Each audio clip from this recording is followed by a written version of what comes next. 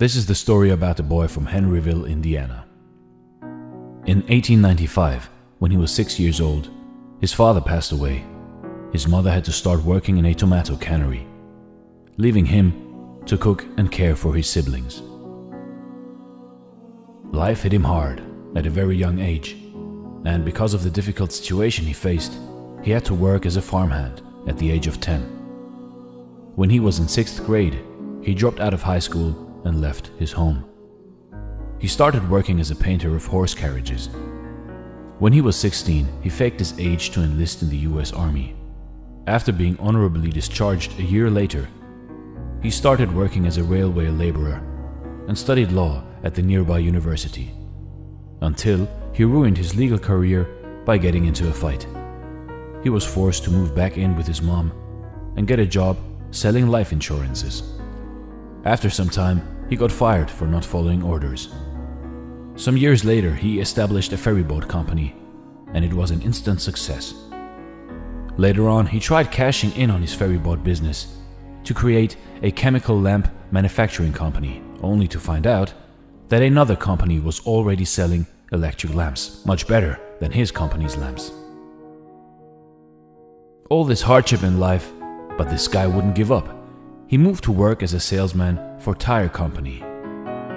But again, he lost his job when the company closed its manufacturing plant. By the age of 40, he met the general manager of an oil company, who asked him to run a service station for him. But the station had to close down again as a result of the Great Depression. That same year, the Shell Oil Company offered him a service station, rent-free, in return for paying the company a percentage of sales. He started operating the service station and also began to serve chicken dishes and other simple meals for people who were stopping by at the station. His pan-fried chicken soon became a favorite with the people of the area and made him famous in the region.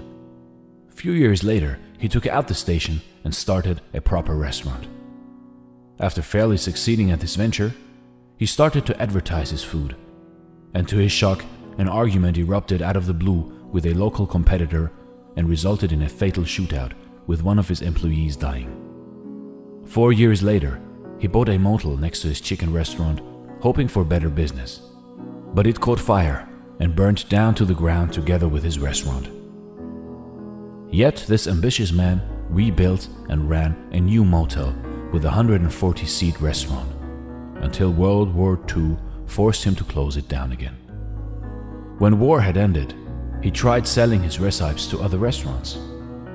His recipe was rejected 1,009 times, when finally, in 1952, he sold his secret recipe, Kentucky Fried Chicken, for the first time to the operator of one of the city's largest restaurants. It quickly became a hit, and as a result, several other restaurant owners franchised the concept and paid him 4 cents per chicken. However, good times didn't last very long. His own restaurant was crippled when an interstate highway reduced customer traffic. He sold it and was left only with his savings and $105 a month from Social Security.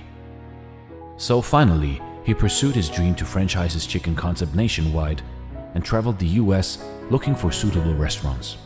He opened a new restaurant and a company headquarters in 1959. He often slept in the back of his car. He visited restaurants, offered to cook his chicken, and if the owners liked it, then he negotiated a franchise right. In 1965, at the age of 75, he was just getting started. After years of rejection, failures, misfortunes, Colonel Sanders' franchise approach became highly successful. KFC was one of the first fast food chains to expand globally, opening outlets in Canada, UK, Mexico, and Jamaica by the mid-1960s. The Colonel remained the company's symbol after selling it. He traveled over 400,000 kilometers a year, visiting KFC restaurants and delighting customers around the world. At the age of 90, Colonel Sanders passed away. At that time, there were around 6,000 KFC locations in 48 different countries. In 2018, there were 22,621 KFC restaurants worldwide. If you are overwhelmed by rejection or discouraged by setbacks, Remember the story of Colonel Sanders, a 6th grade dropout, fired from multiple jobs, ruined his legal career, set back by the Great Depression, fire, and World War II. And yet, he became the world's most famous cook after reaching retirement age. Colonel Sanders, the creator of one of the largest fast food chains in the world, was many things. But above all, he was a great success story. With his story, we can learn that despite of thousands of rejections and misfortunes, how dedication, along with hard work, can create success, regardless of age. Thanks for watching, and stay blessed.